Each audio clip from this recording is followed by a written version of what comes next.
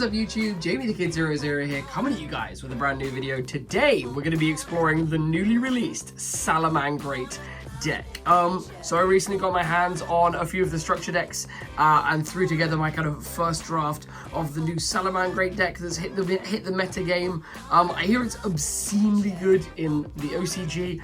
Admittedly, there are a few dig cards that we don't really have, but I was really quite excited to throw this together already. It really kind of makes me reminisce of Zodiac and kind of a few other control decks that have come up through the years, and I really just wanted to kind of put it together and actually put a profile out online. This is definitely one of my main considerations for Dusseldorf, potentially in a bit more of an interesting build, which should be the next Salamangreat deck profile. I've actually lined up some of the cards, secret text incoming, ready to be put into the profile, but we'll come to that when we get to it. But for the moment, we're going to get into this. If you're new to the channel, please feel free to leave this a like if you do enjoy, and subscribe if you want to see more of the same. But let's jump into the profile. It's going to be starting us off with 3 copies of Salamangreat Gazelle. So for those of you guys who don't know, Gazelle is a Salamangreat monster that can special summon itself if a Salamangreat monster is sent to your graveyard. Other than itself, you can special summon it from your hand. And then if it is normal or special summoned, you can send a Salamangreat card from your deck to the graveyard. This is really good because the deck doesn't have too many ways of actually searching through to, say, its counter trap or other power cards, other than sending them to the graveyard and then setting them through the effect of another monster. So having that sent to the grave is one part of your searching puzzle. And then coupled together with Salamangreat Gazelle, we play 3 copies of Salamangreat Spinny. So something you'll notice about this deck is it does like to try and find its way to a level 3 engine as quick as it can, and Salamangreat Gazelle gives you a way to actually access that in the fact that it can send our guy Salamangreat Spinny. Spinny is also a cool card because if you draw this, you can activate both of its effects in the same turn. If you control a Salamangreat card, you can discard this card, target a face-up monster on the field, and it gains 500 attack until the end of this turn. And then if you control a Salamangreat monster other than Spinny, and this is in your graveyard, you can special summon this guy but banish it when he leaves the field. So you can overlay these 2 into the rank 3 that we'll get to in a little bit. But those are the important new Salamangreats that have hit the game out of the structure deck. They make the entire thing playable, let alone all of the things that actually come out for the extra deck. So pushing things out of the way so I can make space. Then continuing through, we play kind of a fairly small Salamangreat engine in this in terms of the monster count. Play 3 copies of Salamangreat Foxy. Foxy is a cool guy. He's kind of like Area Zero. When you normal summon him, you can excavate the top 3 cards of your deck, and if you do, if you see a Salamangreat card there, you can add it to your hand and shuffle the rest of the deck. And then again, if this guy is in the graveyard, if a face-up spell trap is on the field, which you do find yourself with in the way I've built this deck, you can special summon this, and then you can choose to destroy a spell trap on the board. It's another card that you can use from your graveyard to give yourself a bit more link extension. And then speaking of extenders, the last Salamangreat we're playing in this list, and I'm kind of dubious whether or not I want to play a couple of more one-offs, is the Salamangreat Jaguar. If this card attacks defensive position monster, he's a piercer. And while this card is in the grave, you can target a Salamangreat monster in your graveyard, shuffle it into the deck, and then if you do, special summon this guy behind, in a zone of link monster points too. So this is just pushing damage, especially when you're actually going into that second turn after you've gone first, and it's really, really important in my opinion to give you that push damage. Then we move into the supporting cast and 3 of the kind of hardest to get card for the deck, but honestly one of the strongest. It's the 3 copies of Lady Debug. Lady Debug is phenomenal in the fact that when she is normal or special summon, she adds a level 3 or lower Cyburst monster from your deck to your hand, which can be your Spinny or it can be your Gazelle, depending on what you need to fix your hand.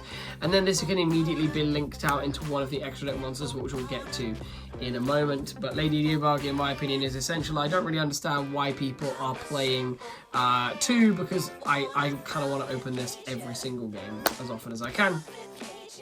And then we move into hand traps. That's actually all the monsters I'm playing that really kind of quote-unquote do something.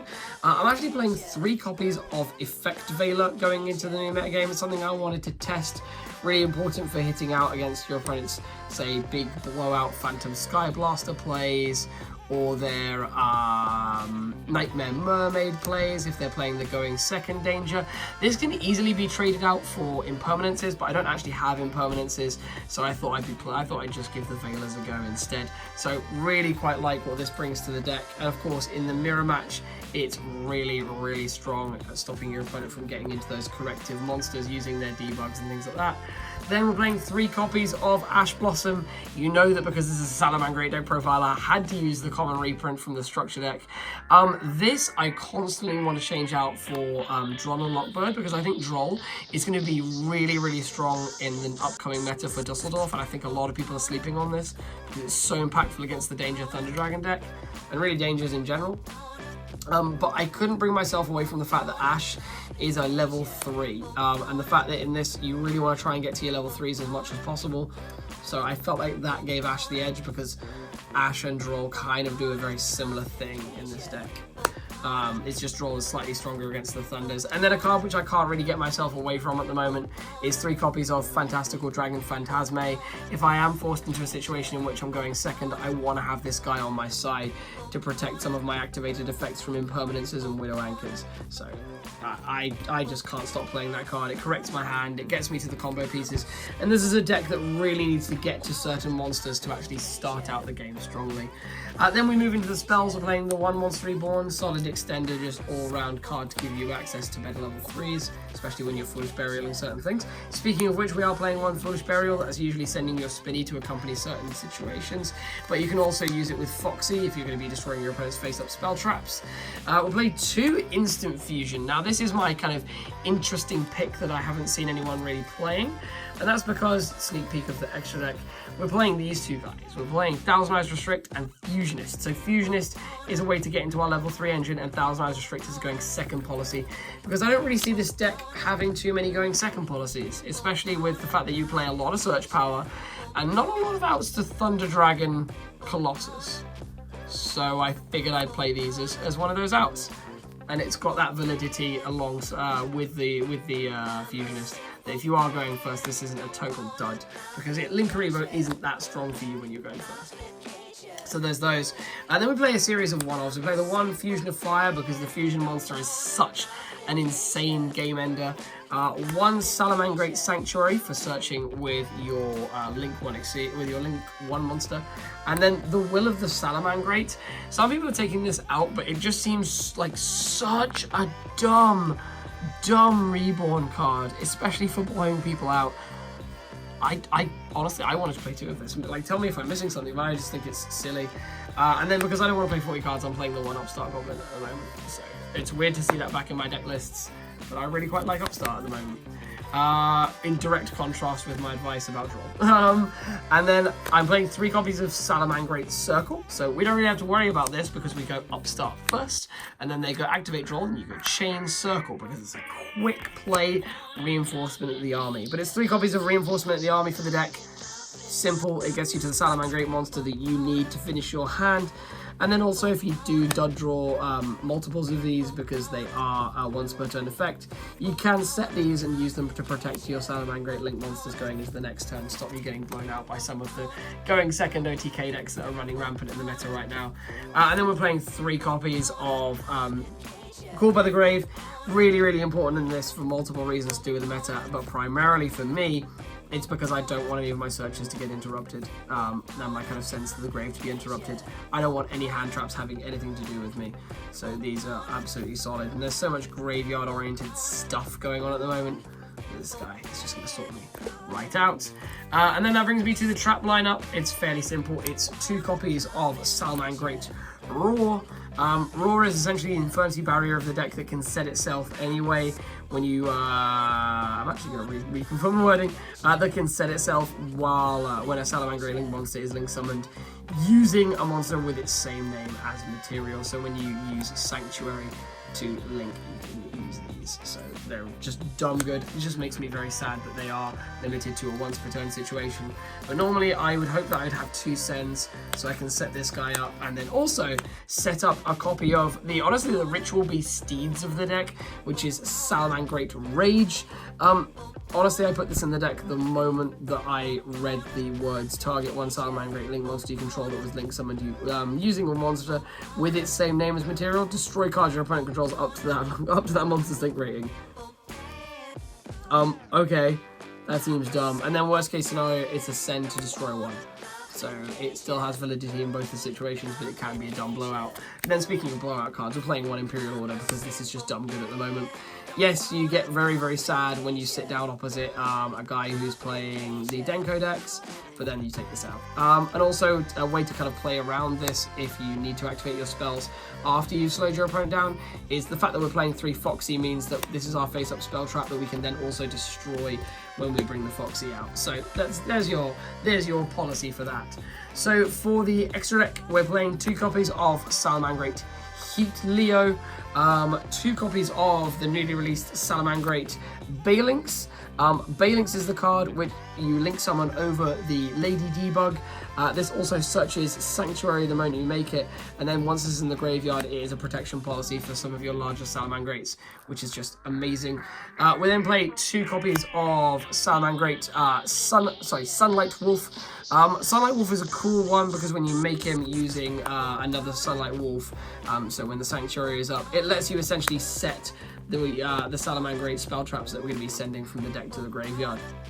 So this is your main policy for setting up your missing components of the deck. So the Sunlight Wolf really kind of rounds off that whole package. And then the other kind of supporting cast link monsters we play are 1 copy of Linkuriboh to go with the Thousand Eyes Restrict that we talked about before. The 1 Nightmare Phoenix and Nightmare Unicorn. They're just important utility cards that have to be in there in my opinion.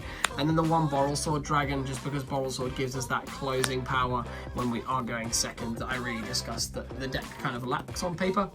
And then in terms of the Exceeders, we just play 2. We play 2 copies of Salamangreat Mirage Stalio. So this is the level 3 that we want to rush into, simply because of the fact that you detach 1 material from this card and you special summon a Salamangreat monster from your deck in defense position. The limitation of this is that you can't special summon monsters that aren't fire for the rest of the turn, but you don't really care because you're going to be making fires all the time, especially when you're going first. And then when this guy is sent to the graveyard as material for the link summon of a Salamangreat monster, you can target a monster on the field and return to the hand. So when you are going second, you can use this to really push opponent's monsters off of the board. You don't have to use that special summon effect, but you know, in some situations, especially if you're working with the fusion monster we'll get to in a minute, you don't care if you can only summon fires because you can do a lot of damage even if you're not using Borrelsword. And then it brings us to the last 3 cards in our extra deck, which are those 2 instant fusion targets in the form of Thousand Eyes Restrict and Fusionist. And then we play 1 copy of a closer in the form of Salamangreat Violet Chimera. So Violet Chimera, it's a cool fusion monster that allows you to use 1 Salamangreat monster and 1 link monster, which is really interesting because Fusion of Fire lets you use materials from either side of the board. And then if this guy is fusion summoned, you can make it gain attack equal to half the combined original attack of the materials used to summon it. So this guy can get pretty big, easily over 4k in most instances. And then once per battle during damage calculation, if this monster battles an opponent's monster whose current attack is different from its original attack, quick effect, you can double this card's attack during damage calculation only. And then if this card was fusion summoned using Salamangreat Violet Chimera as a material, which we're not going to be doing, if it battles a monster, that monster's attack becomes 0, so it can deal even more damage. But we're not really turboing that out for the moment. But yeah, guys, that brings me to about the end of the profile. I will try and record dual videos with this, hopefully next week. I don't have the locals for a little while, and I actually don't have the weekend off work, so I can't really play any games leading into that. But do let me know what you think of the list. This is definitely one of my earliest first kind of theory draft, so I would love to hear what you guys think and what feedback you can give me to make this just a little bit better, because God knows I need that with pretty much every deck I ever profile. And I hope you guys look forward to the more fun variant I'm also going to be bringing you guys in the days to come. Either way, if you haven't already, leave a like if you enjoyed, subscribe if you are new, and of course click that notification bell to stay up to date with my latest uploads. You know how YouTube can be. And then please leave me a comment of feedback in the description. You can't comment in the description, that's where I write. Leave me a comment in the comment section down below, and if you've got some groups that are about this deck, or if you've got some friends that you want to share this with, please feel free to hit that share button. Thank you guys so much for watching, and I'll see you guys next time for some more Yu-Gi-Oh! Related content. Peace out. Bye-bye. I'm a simple man, don't want a complication.